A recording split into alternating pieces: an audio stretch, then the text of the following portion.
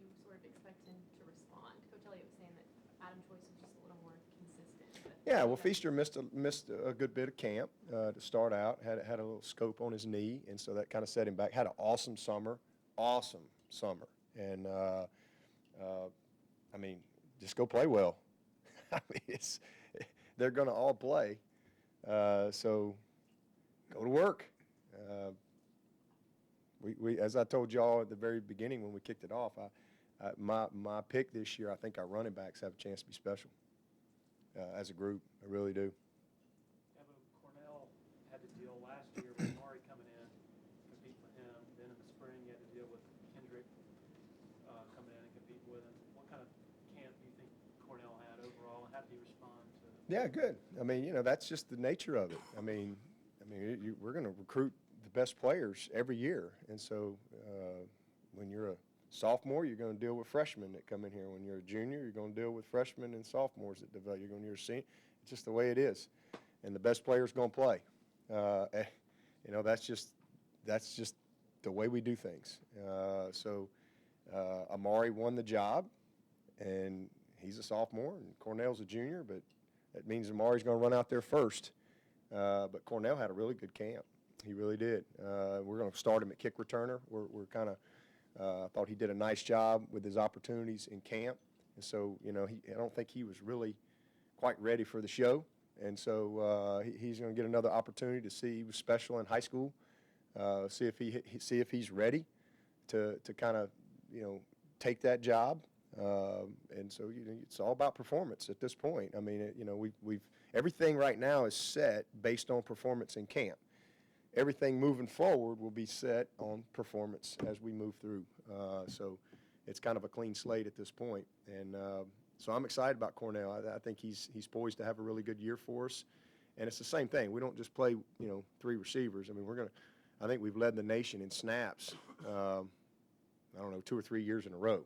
So we got to have a lot of depth. And he's a guy that I'm fully confident in going in there and starting, playing, 50% of the reps or whatever. I'm very confident in him right now. Coach, Jurgen decided to hang up his pads. You've been playing Kelly inside at tackle. How does that affect your depth, and what does that mean for those younger guys like Foster and Xavier Thomas? It really doesn't affect our depth. He didn't practice really all of camp, and you hate it. And he's cleared to go and all that, but just not quite mentally where he needs to be. And I think he sees a bigger picture, and he's been in this guy's worn a neck brace, and he's had to deal with things that most people haven't really had to process in their mind. So the decision that he made, and certainly support that. But from a depth standpoint, it really did not affect us, just because, like I said, he really didn't do much during camp, and we have good depth there. So we got a lot of guys that will get opportunity to play as we go through the season at end. Coach, have you ever coached against a player on another team that's a student at your school? No, not that I know of. That's a first for me. That's pretty unusual. So I guess it's a dual enrollment or some type of deal, but what a neat story that is, and he must be an awesome student. I know he's a senior, but for him to be able to do what he's done, and then balance being enrolled at Clemson as well, that's pretty cool. I guess he can't lose. Huh? He's going to be 1-0 no matter what. However he wants to. 1-1, actually. Yeah, 1-1. Yeah, there you go. 1-1. That's true. Good. It wasn't that long ago that you were, kind of standing up here talking about the season and how people's perspective on Clemson was little old Clemson. And now, I'd be hard-pressed to find somebody that isn't picking Clemson to win the ACC this year. And certainly that doesn't mean you guys go out and automatically do it, but is it a little bit of a different for you as a coach who's got to motivate guys week in and week out? You've got this whole team of guys who've really never known anything but success in getting to the playoff. Is it a little bit different job for you in terms of preparing these guys now because of that, sort of the external of perception of the program?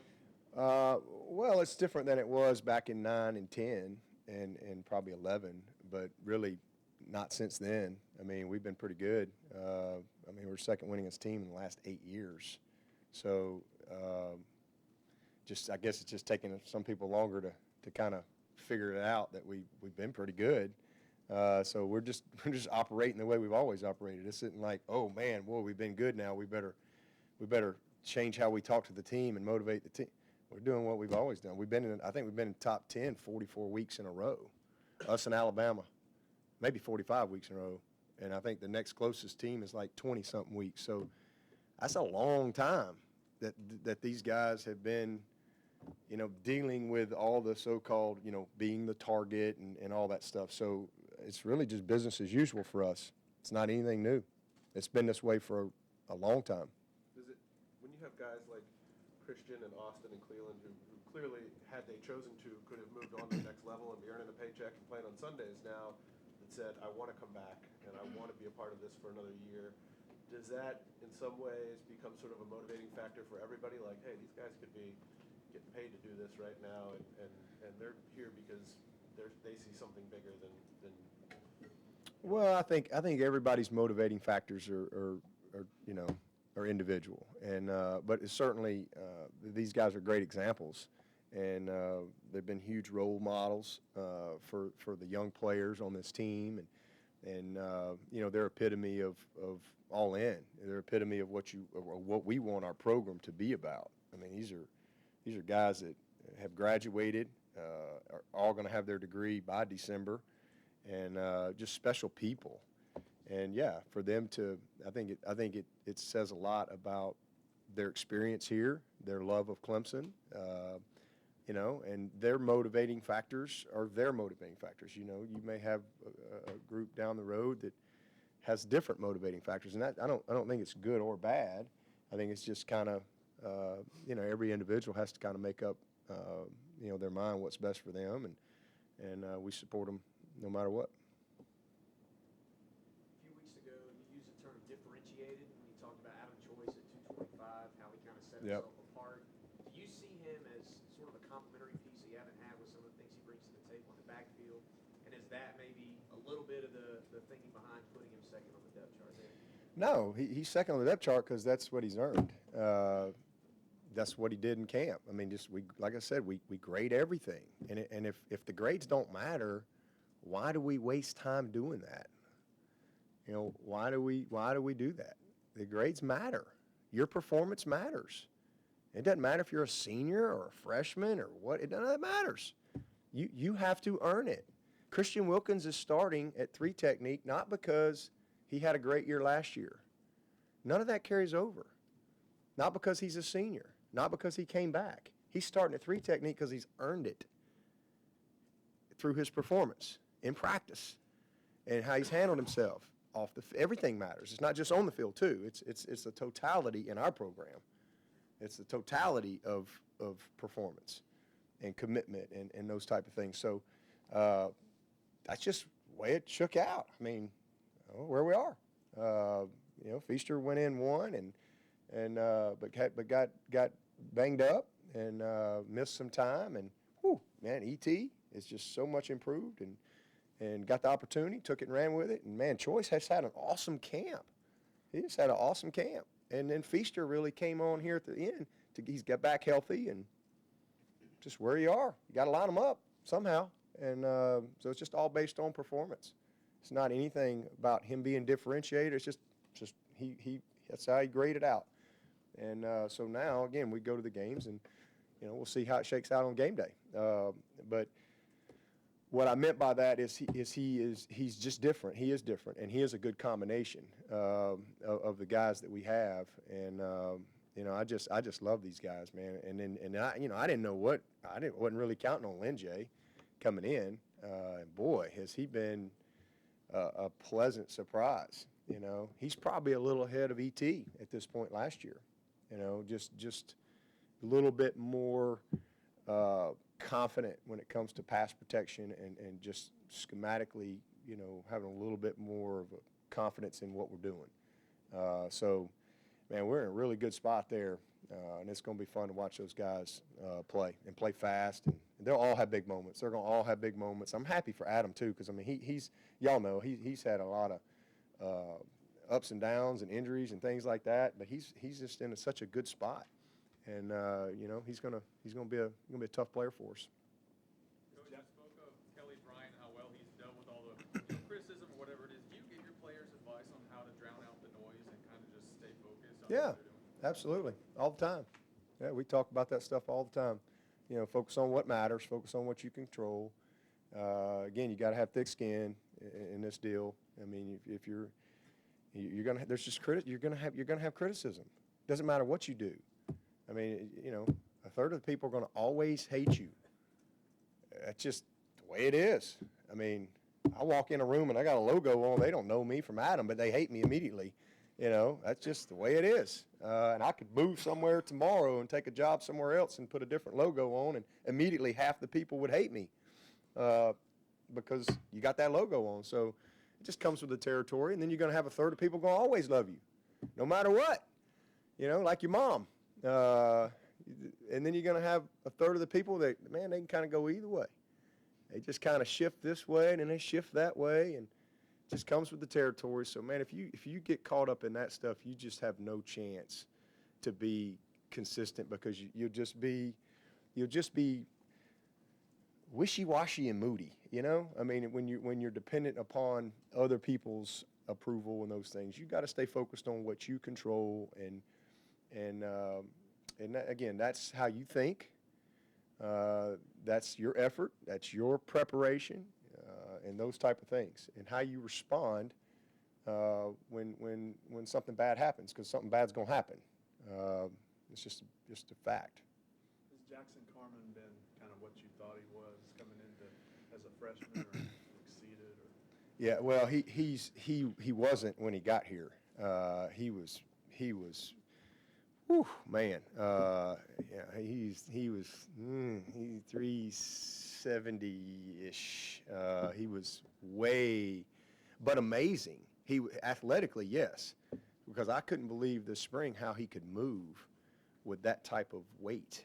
I mean, he still could move pretty dang good, and his endurance was pretty good, but he just couldn't bend, and he wasn't very strong, and his body composition obviously wasn't very good, and so that part was a little disappointing when he got here. And so you're like, okay, well, let's just see. You know, we're going to find out if this kid really, if it's important to him. And, man, did he have an unbelievable spring and summer, you know, more so post-spring, summer, and really had a great fall camp. He's very smart. You know, again, you don't know that until you start coaching a guy. Okay, but, man, just very smart. He's played guard. He's played tackle. We've moved him around, and that's unusual. So I've been very encouraged with that. But he's just a mountain of a man, and now he's just in such good shape, and he's still a puppy. I mean, he's going to be a monster when Coach B and them get done with him, you know, as he develops. But I'm very proud of him. And, yes, where he is right now, that's kind of what a vision that I had for him. But he didn't come in that way. And so, you know, that's kudos to our strength conditioning. It's kudos to Paul Harrington and Donna and all them, Hallie down in the dining hall, and how it's been a holistic approach to kind of get him a better version of himself in August than when he got here. But it's also a tremendous job by Jackson, because he's got to do it. And his willingness is what I've been so proud of. And just has a good spirit to him. He seems like I think he's just in a good place. He's a happy kid. And I just think he's kind of, you know, figured some things out, and hopefully he'll stay the course. Dabo, BT Potter's been named the kickoff specialist. Is that a result of him winning the job, or is it a result of Hugo not being able to compete for that job? Just winning it. It's not close. It's just that simple. I mean, it's like when Sammy Watkins came in here. It wasn't close. He's got I don't even know how he generates that kind of power with that body. But he's just powerful. I mean, it is just, it's amazing to watch him kick the ball. You know, I never seen him live in game situations, but that's a pretty easy decision. It ain't got nothing to do with anybody else. He's just the best guy. And I will say this, Sawicki, don't sleep on Sawicki. This kid, he's there's a little competition there now. So he's got a big leg too, but he's, you know, like 250 pounds or something. You kind of expect it with him, and then you see this little big guy Potter roam out there and just pow, you know, he's booming the ball to the back of the end zone. Even when he mishits it, he still nails it. So you know, hopefully he doesn't go out there and shank one, you know, right out of the gate, young guy. But yeah, I mean, we're gonna throw him out there. I mean, he's a weapon. He's a weapon. That's why we recruited him and give him an opportunity to compete, and he won the job. Beat out a senior. Did you treat that any differently with the new rules, or was it just go out there, kick it out the end zone every time? No, go kick it. Yeah. Go kick it. Kick it as far as you can kick it. That's the best kickoff coverage right there. Average 0 return. Have you had many different conversations about red shirts this year than you did in years past because of the change to the rule? Yep. And will that reflect more people being on the field maybe week 1, or more that you might want to hold for the end of the season? We've had a lot more conversation about it because of the rule change. But as I told all the folks around here, I mean, our process didn't change. I mean, we still always go, okay, who do we know is we want to play? And so that's like this group. All right, is there anybody, all right, who do we know that we definitely want to redshirt? Who are those people? And then is there anybody on the bubble that we're not sure? That's kind of what we've always done. And I think we got one guy on the bubble. So we kind of know our groups. And so then the conversation comes up, something we'll talk about this week, for example. All right, is there any redshirt freshmen that we would definitely not want to play this week? You know, if the opportunity arose, is there somebody we would want to play? And it's kind of a week-to-week thing, and some of it's based on their preparation. Because the cool thing about it, what I love about it, is these guys have got to stay much more engaged. You know, and we've always, I think, done a good job. I think that's one reason we've been able to kind of, as guys, you know, great players move on. Somehow or another, somebody's there and ready, and it's not magical. There's a process in place, and I think we've done a nice job. We talk about it every fall, every summer as coaches. You know, I want a red shirt plan at your position. And what are you doing every week to keep that guy engaged? I want him getting installation. I want him getting the test. I want you meet with him once a week.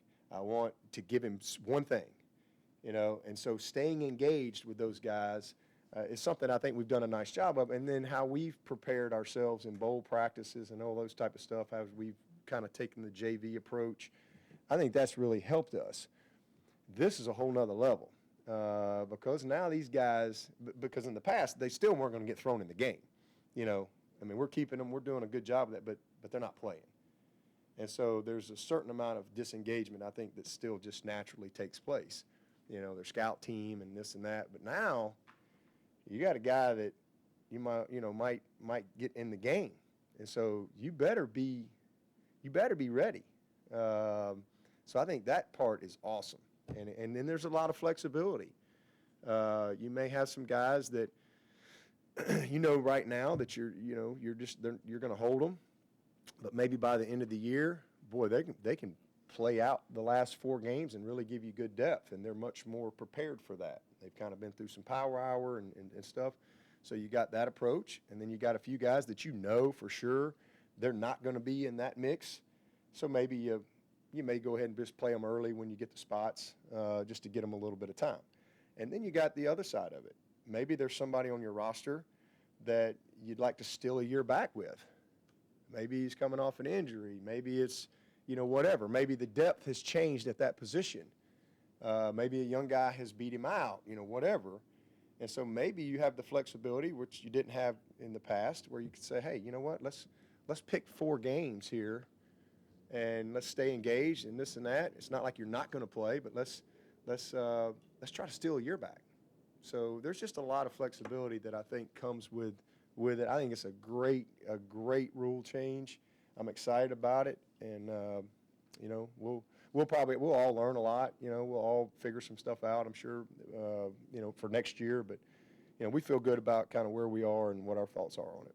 Do you have a plan as far as like series-wise, how early you want to get guys in at the quarterback position, or is it just going to be a feel for kind of how the game? Oh no. I don't think that's fair to the guys. You know, we'll have a plan for sure, and you know, I'll let Street you know, handle that, and I trust him to. That's what he's the quarterback coach. I trust him to manage that, and if I see a need to change it, I will.